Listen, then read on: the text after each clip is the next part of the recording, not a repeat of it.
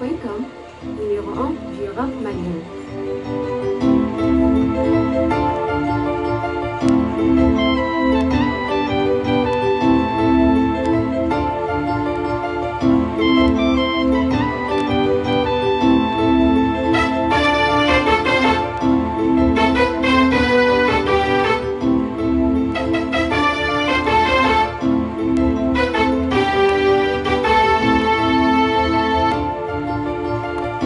Oh, you feel me, yummy, I know you from me. Oh, you do what you call me, yummy, I know you from me. Oh, you feel me, yummy, I know you from me. Oh, yeah, singing your yummy, Farah, I know you from me.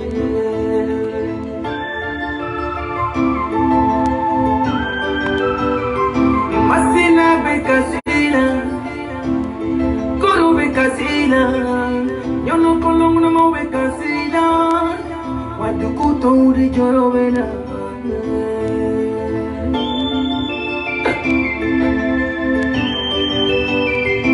akani kuinga kuyemlere amani tumbone unate kafla fini doula katabi pamanonga kabatwe dona fini don katabi filauga mo go bla nyona nyemle paso de nyulu go ai sawale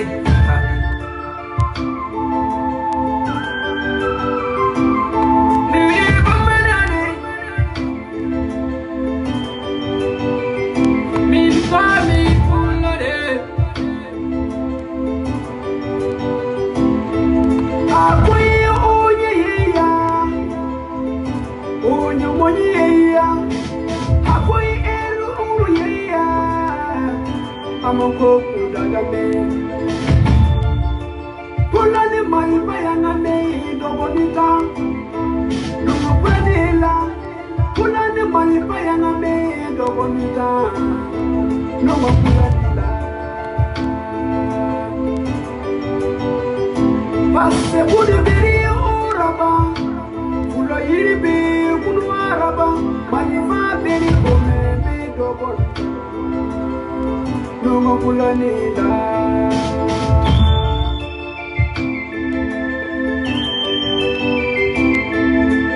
kulondo bonu bamanan malirum amfu kuturu hakui ke budade tume ke amakani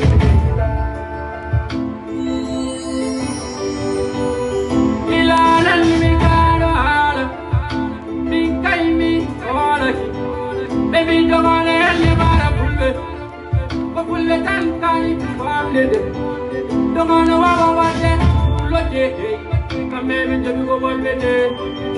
be borni goldu don't wanna enna de ya me baro ifulle enyi wati boni teleji menna de the water ya menna de ene foge godunde benji ko puntu de me dengi ne men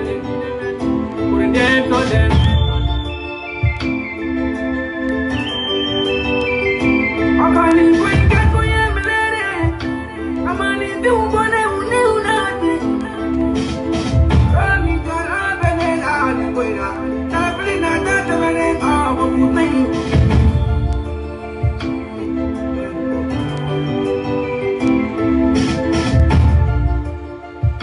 Mon âme souffre de voir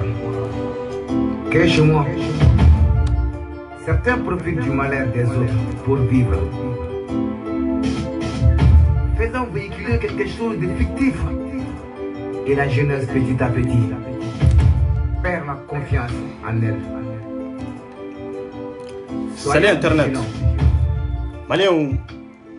Kafo Kawalmado Foli Mini Dantala, Balmaké de RAS 24. On fait les links, mes respects à vous. Et Bastila à la Canabas Cambella Jelena. Les links, c'est Itegenishi Yoroma, les Bora Yorola, Anyae, Anya Fam.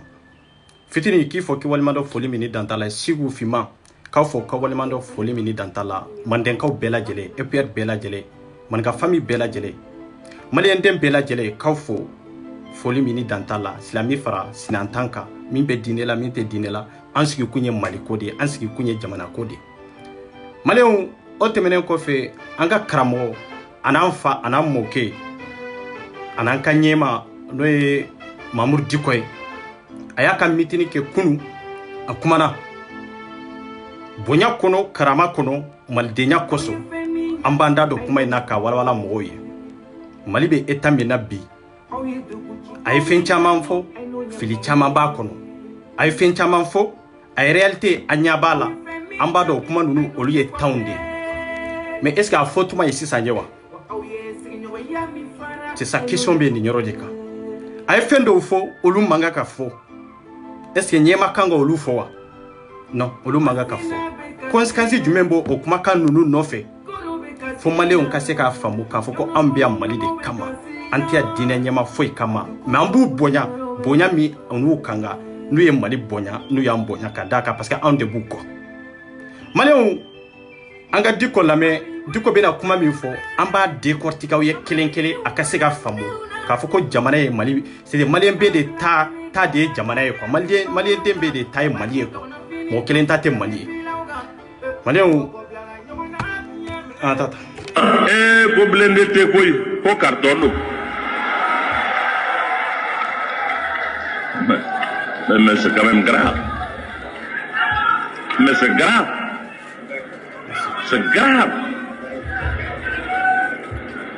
me bundo boroto aw ye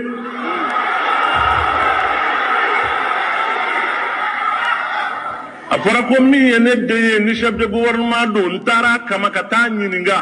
n ko kuma dɔ ŋunuŋunu kan bɛ sen na ko blende ko dɔ bɛ sen na e yɛrɛ dun da b'a la a dun bɛ cogo di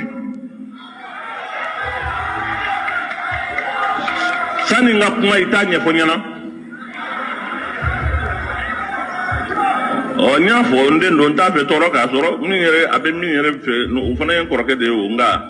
n ye min f'u ɲɛna olu fila ka dɔgɔ Mali kunkɔrɔ dɛ bien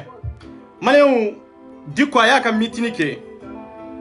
mais a m'a kɛ ni jamana tɔgɔ ye dɛ a y'a kɛ a yɛrɛ ka nafa a y'a kɛ a yɛrɛ ka hakilina a y'a kɛ a yɛrɛ ka taabolo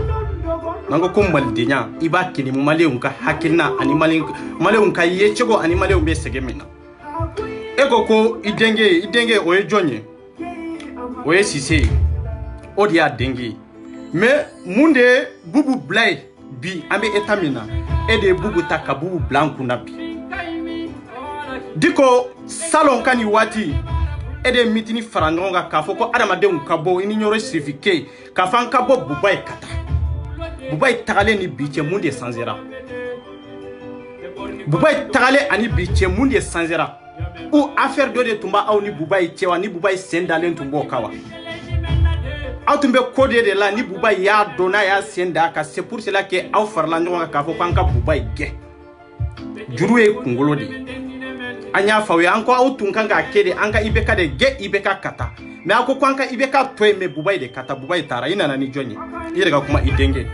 a nana mun de la a n'a kun yɛrɛ ye mun de an ka taa wallahi o fila ka dɔgɔ Mali kunkɔrɔ n y'a ɲininka le fila in na koyi a ma mɛn a tulo bɛ n kan na n ko o kuma o ko in dun bɛ cogo di a y'a ta fɔ ne ye k'a fɔ a ko ne fa ne yɛrɛ dabali bannen don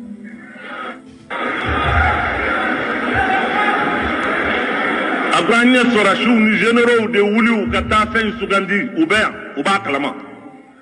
o tigilamɔgɔw ka tila ka segin ka na ka na ni papier ye ko min nana k'o tɛ ɲuman ye a ko ne yɛrɛ t'a dɔn n bɛ min fɔ n ko kuma n'o don bɔ kɛnɛma i ka kuma peuple k'a mɛn il faut donner la bonne information ni min don ni maa min ye responsable ye responsabilité ka situer ko in ye min yɛrɛ ye o ka dɔn mais ka jamanadenw don bara kɔnɔ a bɛ fɔ tan a ti fo tan sini o ko bɛ to sen na an b'a namu an bɛ tɛmɛ a la non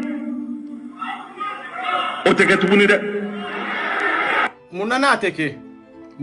kɛ mɔgɔ fɔlɔ min ye maliyɛnw minɛ k'u don bara kɔnɔ o ye Diko de ye mɔgɔ fɔlɔ min ye anw maliyɛnw ta kan feere ni silamɛya tɔgɔ ye o ye e Diko de mɔgɔ fɔlɔ min ye an maliyɛnw ta k'i dogo silamɛya kɔfɛ k'i dogo fanga kɔfɛ o ye e Diko de wallahi Diko an b'i bonya en tant que an fa ye an b'i bonya en tant que mɔkɛ ye an b'i bonya en tant que n'i ye maliden ye comme an tɔ ye maliden ye cogo min mais malidenw bonya c'est très important an ɲɛ b'i la de Diko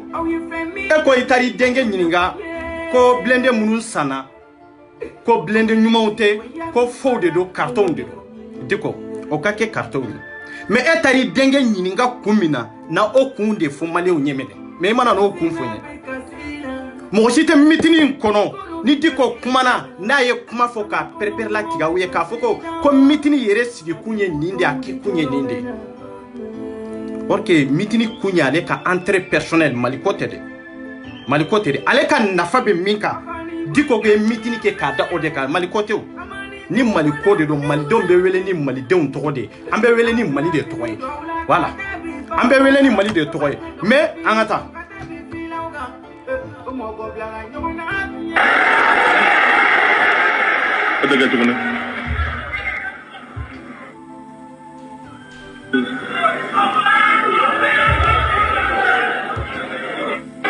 sisan kuma caman kɛra n bɛna kuma jɔ sanni n k'a jɔ proposition bɛ n bolo proposition in b'o fɔ aw ye nka n b'o fɔ jamanaden bɛɛ lajɛlen ye Mali cɛ n'a muso minnu bɛ suguw la minnu bɛ dangan na minnu bɛ mobiliw kɔnɔ minnu bɛ sotaramaw kɔnɔ minnu bɛ yɔrɔ o yɔrɔ jamana in kɔnɔ n ye kunkan de bɔ k'a ɲini an balimaw fɛ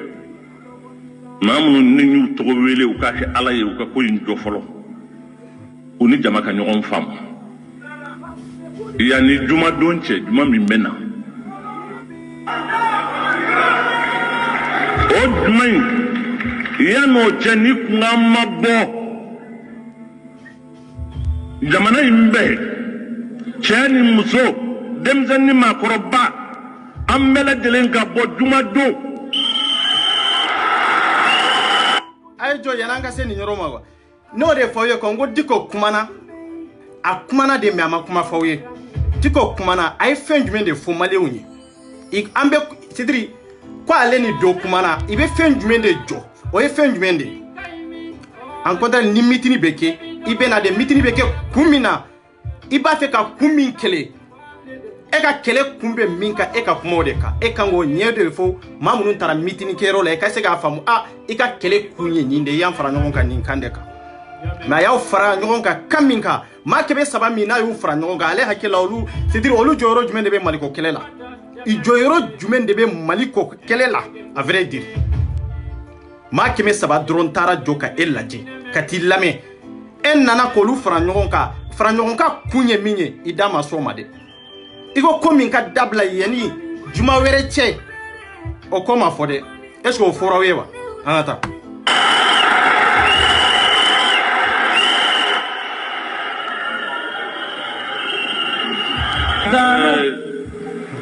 a ye sabali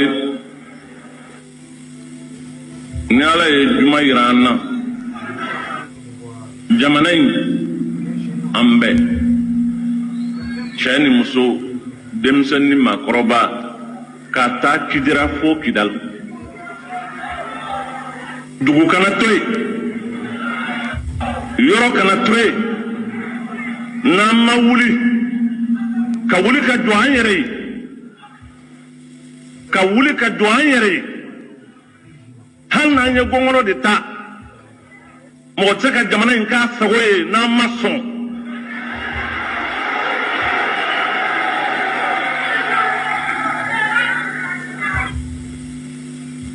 il faut que jamana in bɛ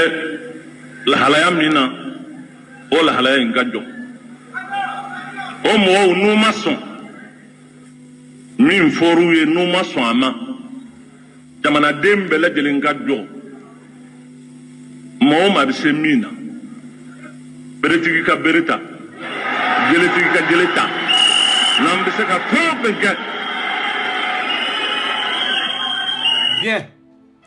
maliyɛnw n b'aw wele malidenya kama ya progrès bɛ yɔrɔ jumɛn progrès be yoro jume nango ko mali jode de abe yoro jume nin kuma intemena tulo kawa nin kuma temena maliki nin kuma temena etulo kawa kasunke nin kuma temena outlo kawa ninum be ka guerre de préparer jamana kono ka jamana don di sayama me olu te sade wallahi ku yere kan nafa ni jamana don ka saya kama ku ka vie privée de la jamana don ka saya kama ku nindi mo mi en tant que responsable en tant que chef de religion e manga kanin kuma boyda bada akanga me mali dembela jilena an ka fo ko mali kati an ka fo an ka faranjon ka besouta me diko ni ntu manga ka me edda inika kobe en tant que e nyima dode e en fade e en moke de diko est-ce que obe jamana ka herafe est-ce que obe ka mo faranjon ka jamana ere kamawa obe ka an faranjon ka komi aka yadi yo mo faranjon ka tugomi amar kufa yo mo faranjon ka tugomi de aw fana tabetende capital kono mali kono aga yadi be yanfe me diko be mali kono wallahi amar kufa be yanfe me billahi be enveloppe mako ya wallahi ebe ka mo de former ka équipe de former ka foko jamana kati e ka entrepreneur ka manonte ninte jamana jokumai ibena de ika kuma bela jelena ima kuma foi fa kono kuma mi ka foko abe mali dew nafa ka fo abe hakina nyuma ndanga gouvernement ma na bisika barake na surtout en peuple diko e kanga kuma ta no de fa malien dew nye confiance de taka kalfa aula ka danaya ta ka dawma me awya bla wa nde kono ka dasoro ka bla valisi kono ka dasoro malien dew kuna ka tla ka bona ka entre personnel ka barake no e en kunka diko te marché ça eka nin kuma fo malik ni kasunke ay fere nyina ka diko wele aw ka nyininka koma yere ka kuma mate mamin ka bu malima mate mamin ka bu sariama awa sariya diko nomine na soro maliki aw be faso ko de la de parti pricota la de ebe se mo franyon ka meeting na ka mo ladi kuso hakil nyimana me diko nana kan pompe de diko nana ka kele de dusu do ankono diko nana ka nyon faga de dusu do ankono diko nana de anka gouvernement attaquer non te ina kunye minye yi ka meeting sigi min kama ima nye fo malende o nyede ma kelente mo min tara meeting na katel mo tani ko ne mo mi wele malikono min tara e ka meeting na ka nyininka munde pasera meeting nan ka laje ma famille surala nye fempen surala de e ko de mo ku labe beka beseta beka gabakruta ni jabu madi ema juma min na tofle e kanga minke e boke ema mbuni maliwa est-ce que malite e taiwa ema malike e taiwa malite tai de malien dembe de tai mo munun tarajo ka elaje olu faw de be fangala mo munun tarajo ka elaje olu faw de be ka sanorla mo munun tarajo ka elame olu faw olu de be diptiani meriala e ko idonde ku labe anka jamanati eko ko jamana don de ku labe anka na mali be chogomina anka toti ka teme aga yadi nunumbe ka mo faga anka toti ka totiye ka teme Amadou Koufa nunumbe ka mo faga c'est ça la vérité eni Amadou Koufa eni yaki différence du de bawni yonche en tant que responsable mo ka dana dalenta ka daika mo ku ka horonyata ka daika mo ku ka dambeta ka daika ka fo tiala andale bilaye mabaye et puis dana ya mai ngai ma dana ya kuma foni yede ima jamana jo kuma foni ya wallahi kalande munumbi no fe maliende munumbi no fe olu dovene wele bi ka fo diko e fem fo fem ya manga ka fa manga ka bo dani fli soro dika kuma tasagi ka kuma la ka fo ko fli soro maliki ninte fili ko ere aya wele kanyinga har na soro fili ya soro nango ko maldenya diko taka jugu ka teme banjugu taka en réalité banjugu ya tafo quartier kono mais diko yo mo di faranyon ka kana ka fo kanka keleke ka fo ko aya ulabe kele kama diko yo mo di faranyon ka ninkanka maliki kasunke aya ulabe ende na sura tay jamana ko ede ante diko contrôle la de non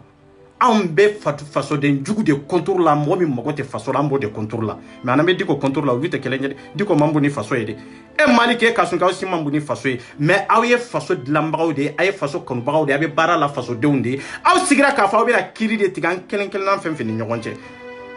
diko ni kuma fo dans 24 heures maintenant ama wele kanyininka ama kuma me aw fana tesiga fo ka fa aw mani kuma me ka fanka muru ni besouta John ye guerre préparé. John be kambla sayala a ka entrée personnel dɔrɔn nɔfɛ diko anw y'o de fɔ ça fait bombosi tɛ fugulabaw tɛ fini jɛman tɛ jogo ani kɛwale ni baara o de don jamana kanu bɛ don nin de nɔfɛ bilahi hali ni e diko kumatɔ la ni mɔgɔw y'a ye i b'a dɔn k'a fɔ e mago tɛ jamana la e mago b'i ka entrée dɔrɔn de la i mago tɛ mɔgɔ wɛrɛ la diko min sidiri san joli an bɛ nin gɛlɛya in kɔnɔ an ka tiɲɛ yɛrɛ de fɔ ɲɔgɔn ye san joli an bɛ nin gɛlɛya in kɔnɔ e bɛ ka Amadu Kufa min wele ta n'i bɛ ka Aga Yadi min wele ta diko n ko olu ye maliyɛndenw de ni maliyɛndenw de don e ye siɲɛ joli de kɛ n'i bɛ taa intervention na i ni malidenw cɛ siɲɛ joli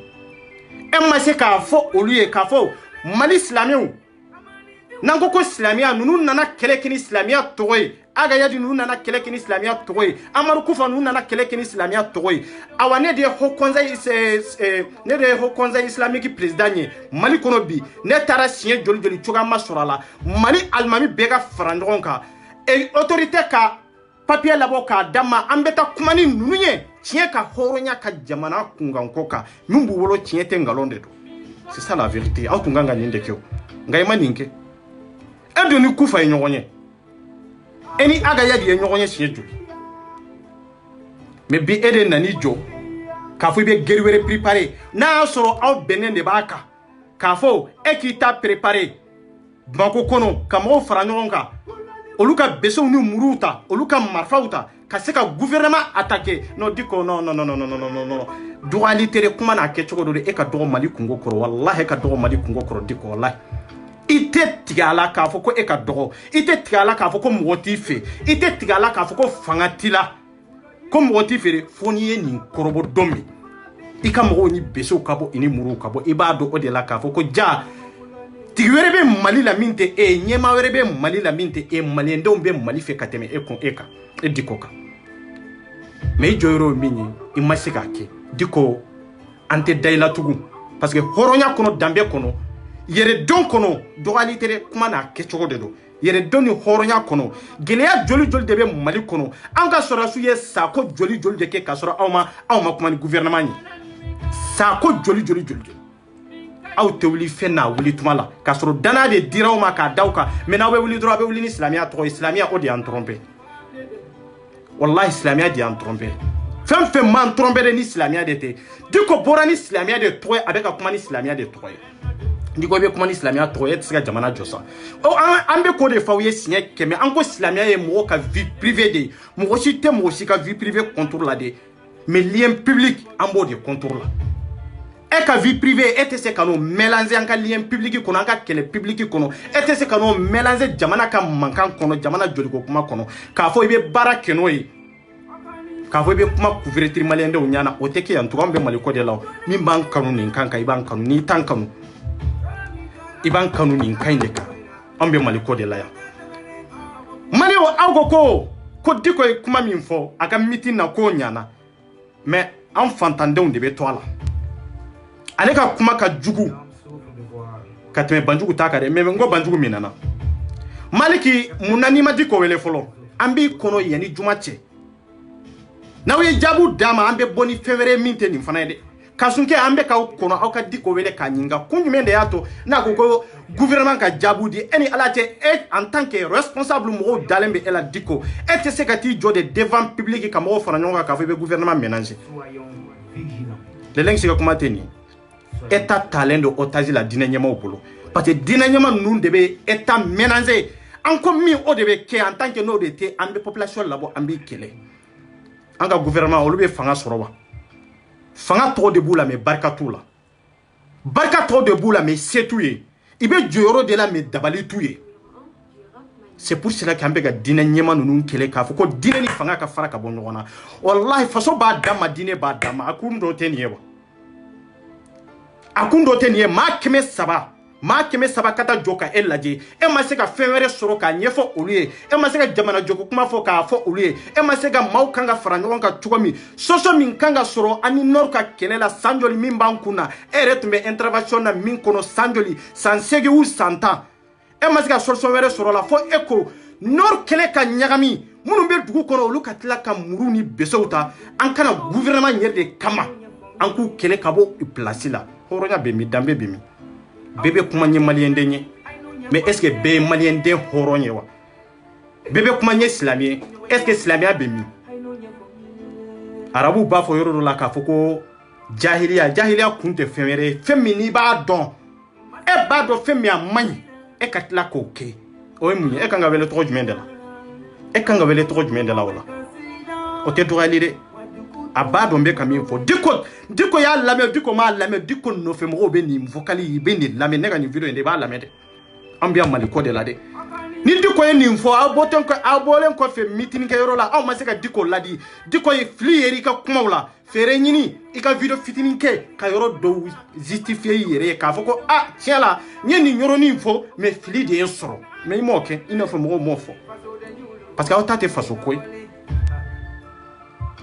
diko ni beke minye keye ni teslami nyanama ye tien fo adama deunye iki trebo adama deun kana c'est très important o de atanko dina nyema munumbe har ni mo nyanama ube aka dogon ere tayira keneka parce que mami nani joka foko e bese tangata gouvernement kele gouvernement be ntugwa aw de be fanga law e buba e gen kanani mo were kanani denge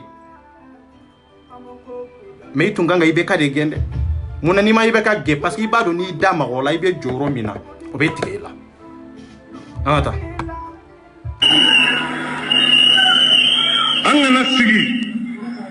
angana sigi anya horo yanga tlaka bo horo ya ina ka ke jonwe no aw be horo nya faudala aw be horo nya do diko aw be horo nya fa aw yere ni alache mali be horo nya kono wa aw ni alache mali be dambe kono wa aw ni alache mali be yere don kono wa aw be kuma horo nya ka be horo nya do e ko ka aw nye horo nye an kana so ni yere sago kebe kana an kana so jonya la mo dugu joli de kelela mali kono jonya ko kuma la aw muru ye dina nyema ya aw ma kelembora bamako ka fanga farango ka kata ni kuma ke kayo o makeo parce que o taw nafa e ko aw ye horo nye aw kana son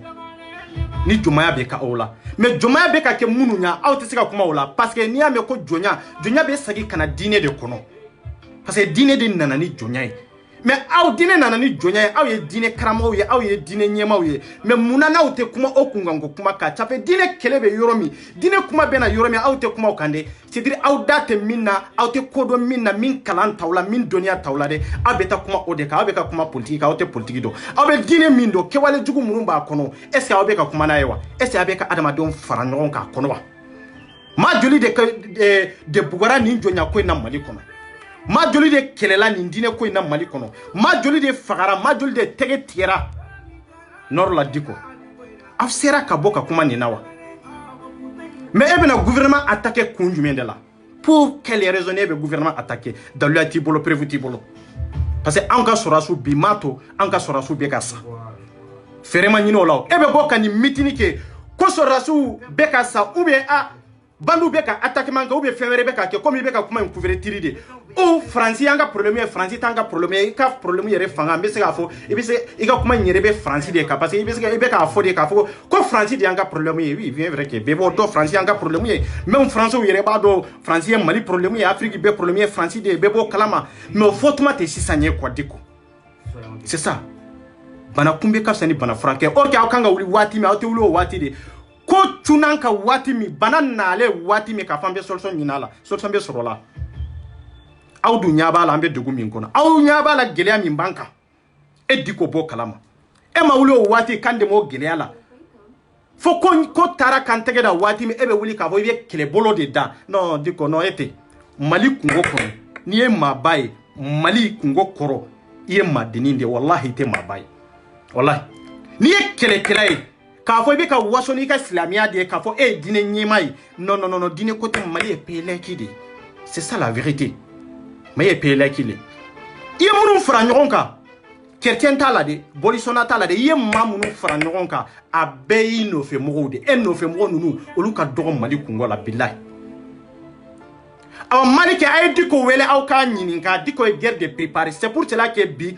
an peuple te maloya gouvernement na c'est pour cela que bi an peuple bané be gouvernement ɲɛ ka dala i da munnen do ka dala israne me moru nunu ka dɔw israne be moru ka duloki banye gouvernement israne do moru ka kolosinye gouvernement israne do moru dabara nye ka soro papa ka tu bolo setu ye dabale tu ye ibuka affaire drone de nofi maliki ni kasungi ambe ka ulamere na ma diko wele ka diko interpeller ka diko nyininka ni kumala est ce que auta e faso koy mali on bena do de la ka fo ka auta te faso koy de dominana ka fo yeni fo do fana na no nyona fo min ka juguno taye e no ma wele auta e munye sisa maliki ni kasungi auta e munde a vrai dire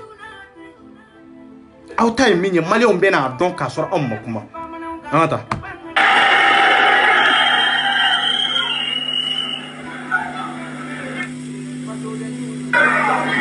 minnu bɛ jamana kunna u ka kan kelen fɔ an ɲɛna an bɛ min faamu jumadon ni ala y'a jira an na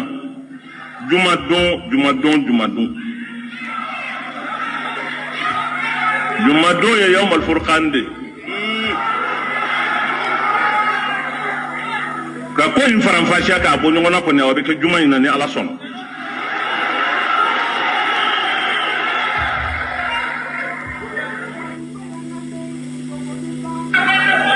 nyore fo ye samaleo nko diko be ka kuma minka be ka kuma couverture de est ce que a vrai dire diko be ka tien fo ye ayo chogodo école kramo ayo chogodo gouvernement ayo chogodo diko minde wallahi awa fanga tala dabali tay onde ba ko abate papa te maliko la de ma fa ka dine kono o koni ya kungo ya ka vie personnelle mais maliko la papa te aw te se ka o tege ɲɛsi foyi de la k'a fɔ ko diko sera k'o bali ka kɛ mali kɔnɔ ni maliyɛndenw yɛrɛ de tɛ e bɛ ka gɛlɛya fɛn fɛn fɔ mali kɔnɔ k'o bɛ mali kɔnɔ diko ko gɛlɛya bɛ kɛra ka e sigilen to yen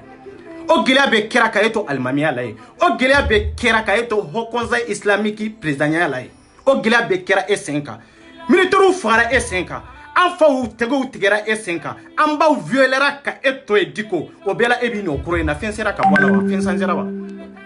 est-ce que fin de changer à vrai dire foi ma changer amma se ka foi changer o ye kelen ye flana attaquement be ka ke burusu konaw na mo be ka mine jonya ko kuma la burusu konaw na est-ce que kuma na kama adoni kila jumende almami jumende ba o kila min kuma na ka aw ba do jonya kuma min be ka fo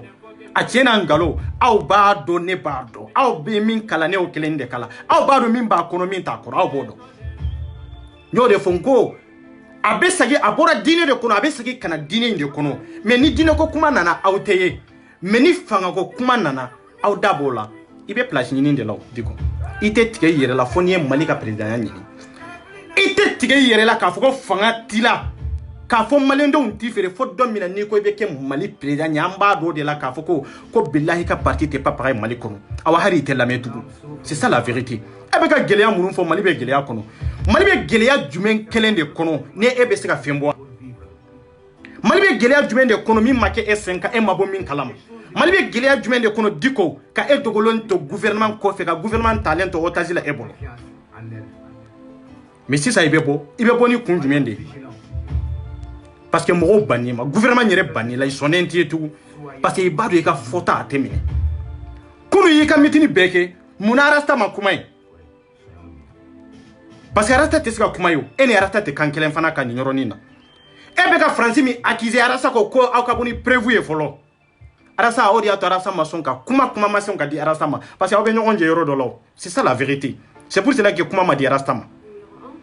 arasta tun te sika kuma e ka meeting la e ka fo ko France yanga problème e arasta ka fo ka micro mine ka fo diko ko nani prévu e otmana ambe mondu jumena mais atara adela kata ka mitini ke yoro la ena adela ka nyon soro yoro la ko kuma madama yoro mia parce que atase ka dado nina ka dala na yo ke ate visa soro kana France abado na tun kuma na kunu France koka ayo wori mi mine bubu sizela abe problème soro wori nofe brama ka sayako arasta dabale ayo ka farasta ba kuma fo arasta wori mine brama ka sayako ayo wori mine karimula ayta karimu nyininga wallahi billahi arasta wori mine karimula wallahi kwa ta dado fina brama ka sa ko mi nambe ka fotande arata dabala wallahi mafa aba fali kelaw do mo fode mafa semba fala mo fode nkode nkwa ye wori mina kunga nkoko pour que akana fa ka grand dossier la ka foka expliquer katasira doka wori dirama Karimu fe mo munu ni Karimu ka suru netere ayeta Karimu nyinga ko akera obi amakewa je suis à la preuve de venir bolo yande nete kuma obi boka kuma ngana non c'est pas ça en ko Mali de en tant que ni Malité ne na aussi te nyon soro ici en cité nyondo ata ni ala son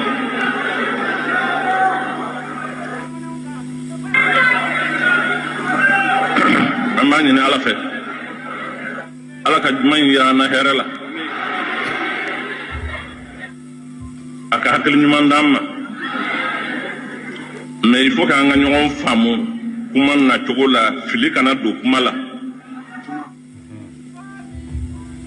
ne ye jumadon fɔ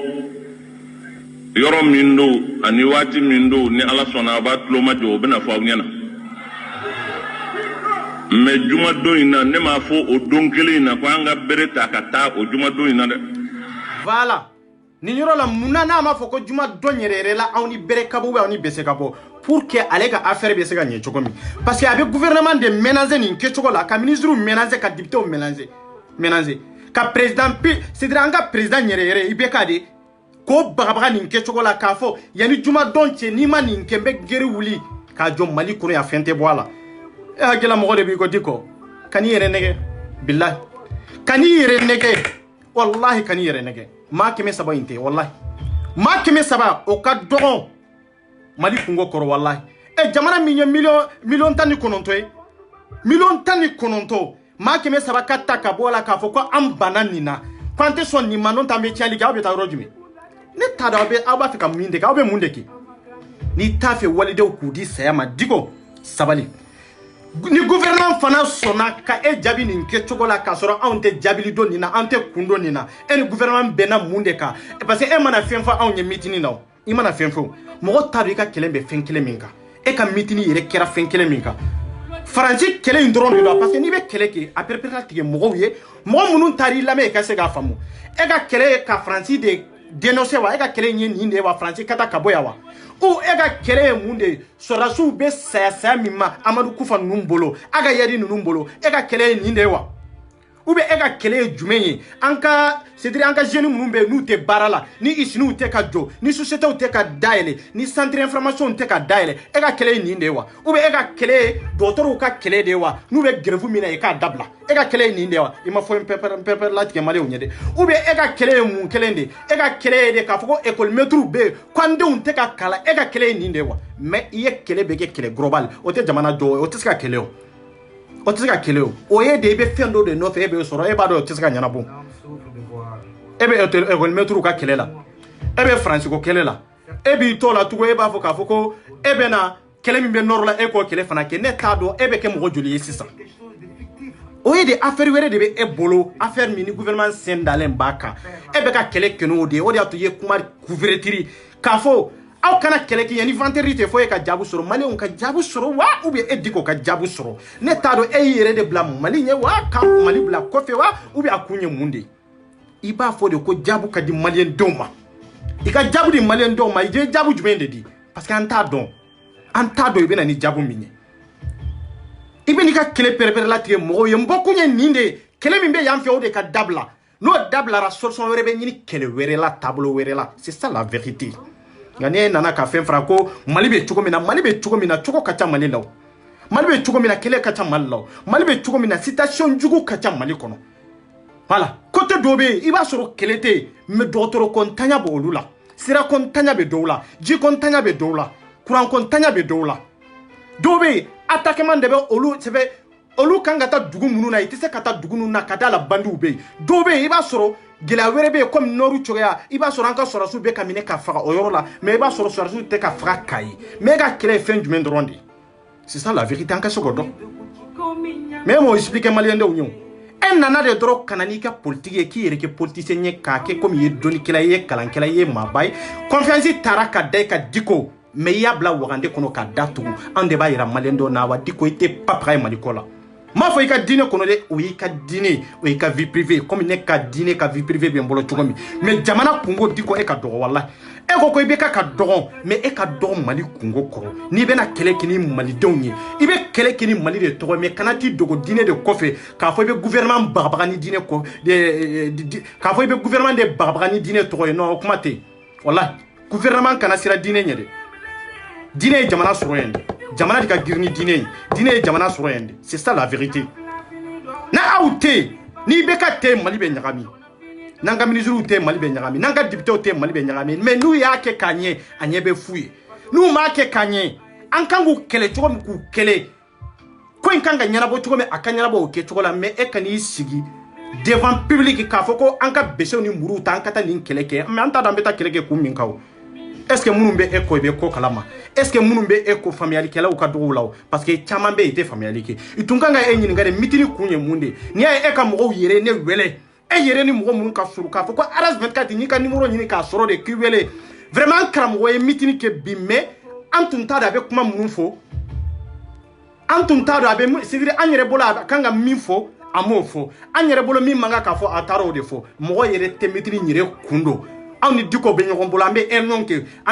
kɛ n'anw tilara an ka réunion na waati min de an b'a bila groupe kan ou bien an b'a di tɔndenw bɛɛ lajɛlen na mais ko bɛɛ bɛ kɛ anw de sigilen ɲɛna mais an ma fɛn faamuya a la de à vrai dire n k'i ka mɔgɔw ye ne wele k'o kuma fɔ n ye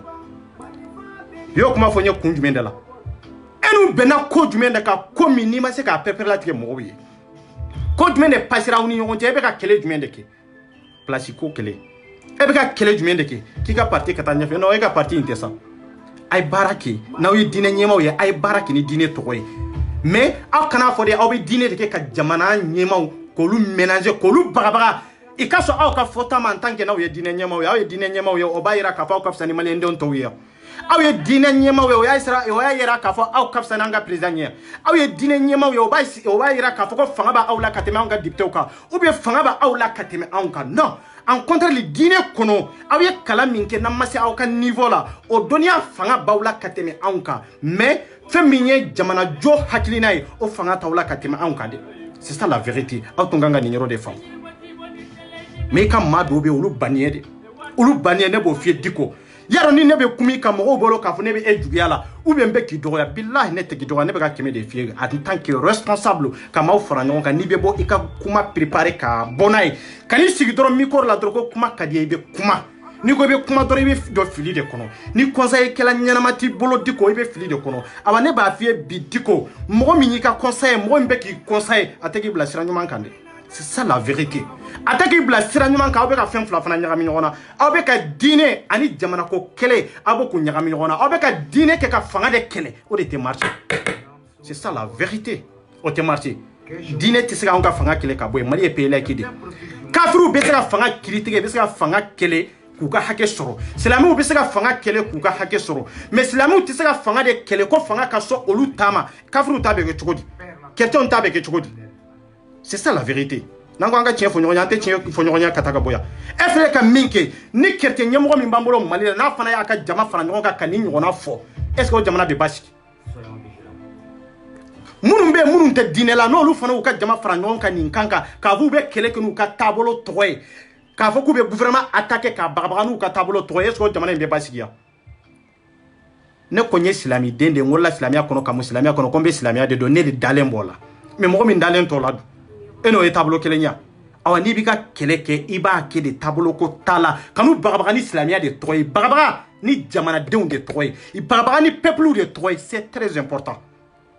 awa an ko Mali de ni Mali tɛ foyi tɛ e ka dɔgɔ Mali ko la an ka taa voilà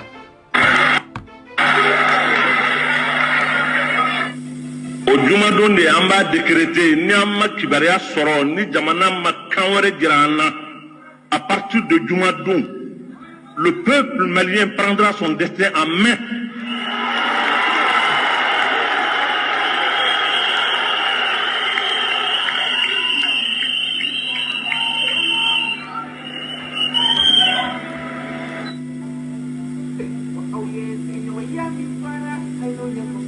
Malien e ko yani juma don tone ma jabu soro nyore fa yo ngo solution te diko bolo parce que diko mana foy fo mali don ye mali don be min famu amana foy de prepare la ke ka fo mitini kunye ni ndronde akunye ni ndronde mali o ka fara nyon ka nin kanka dini togote jamana de todo che mo be siga ke nyema doye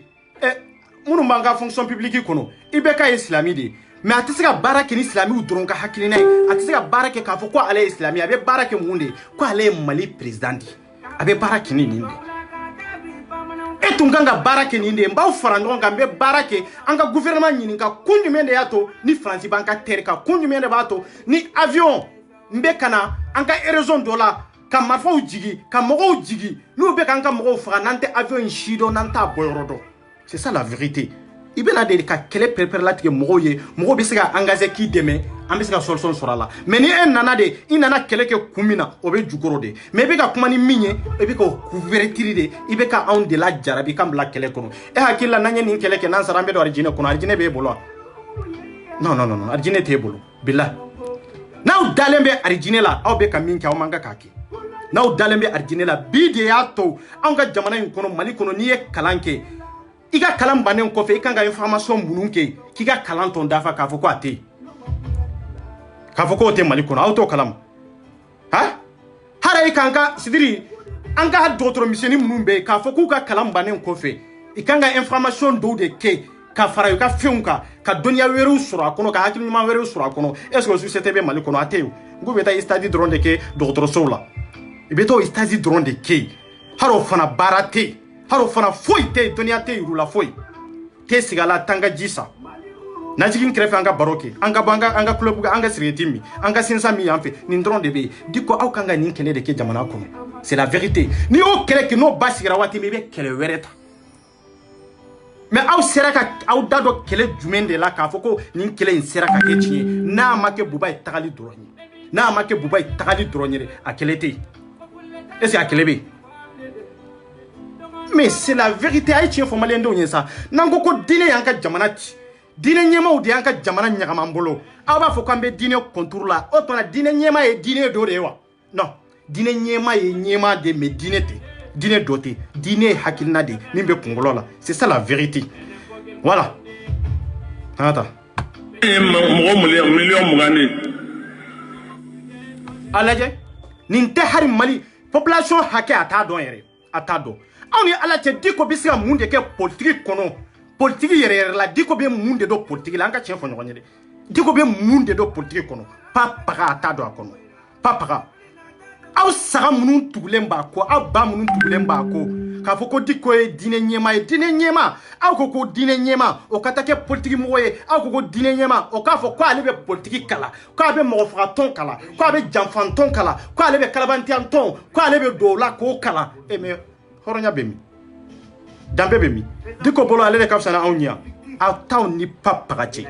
abe joro ni dine nyema de do barake ni ka dine ndomina ni jamana yi bali ka dine hakela numi ka dine nyema ya hake dima watimi ibe bo ko keleke ko hake nyini abana mais ni teso ko keni ko ibe keleke ni gouvernement de ka foko jamana toyala iba keni jamana de toy ibe dine toy hakili ko na ma fike ka dine blade c'est ça la vérité kuma be ni nyoro amma fo mo ka dine blade mais barake ni tien o le nyonte quoi mais kani dogo dine de kofe ka fo ebe gouvernement c'est-à-dire ba ka fonction publique ka fo ebe bagabara e ma jamana be de ménager ko e jamana be de ménager jamana kono ani jamana koka diko kajo kanin kuma fo ka fo maliki nu ma diko wele ni kanka kanyin ga dado kana fili de sorowa ube munde yi soro ube ye jama minye jama nyeli kabakoya de minewa ube munde blani kuma ndron foli la vrai dire bantu minana yoro mini di koma mine est ce que jamana herabo kono est ce que zizi bo jamana kono progrès bo jamana kono est ce que fanga bo jamana kono fanga mi besega fanga yere la kana surtout jamana dew angata malikini kasunke ay di ko wele aw ka nyininka anka ma bade do amma fo aw ka mine ka goshi amma fo ka fevere kala me aya nyininka ko ay kuma do de fo jamana ma kuma mi manga ka fo kuma mi be mawla do fitine kono kuma mi be na nye dugutiko kuma mi nye jamana tiko kuma diko yo kuma de fo jamana kono devant public ka adama de on fara nyon ka me maliki ma taf banju ma tafo ni ke chocolate c'est ça la vérité ata n'an bɛɛ jɔra sataw bɛ sa balotaw bɛ balo ni Ala sɔnna.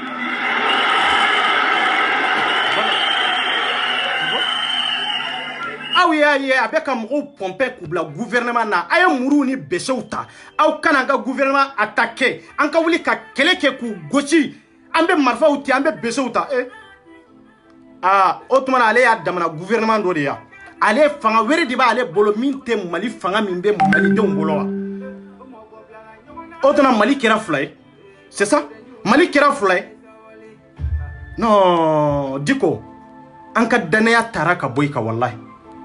danaya bana ka bɔ i kan ni malidenya dɔ don hɔrɔn i tɛ kuma nin kɛcogo la wallahi en tant que imam aw ko imamiya o ye tiɲɛ ani hɔrɔnya ni danaya yirali ka adamadenw fara sira ɲuman kan ɲɔgɔn kan yɔrɔ dɔ la o de nafa ka bon ka tɛmɛ fɛn bɛɛ lajɛlen kan mais e nana de ko an k'an faw de faga an k'an baw faga o kɔrɔ de Aga Yadi bɛ ka min kɛ o ka di e o kɔrɔ de Amadu Kufa bɛ ka min kɛ o ka di e b'a fɛ o ɲɔgɔnna de ka kɛ k'an kɔrɔmuso violer k'an baw violer k'an faw faga k'an kɔrɔw faga c'est ça la vérité parce que olu de bɛ fonction publique kɔnɔ olu de bɛ ka baara kɛ gouvernement kɔnɔ e y'a ta de ka jamana gouvernement n'i y'o ménager jamana bɛɛ de ménager est-ce que ni gouvernement siranna e ɲɛ k'i ɲɛ jɔ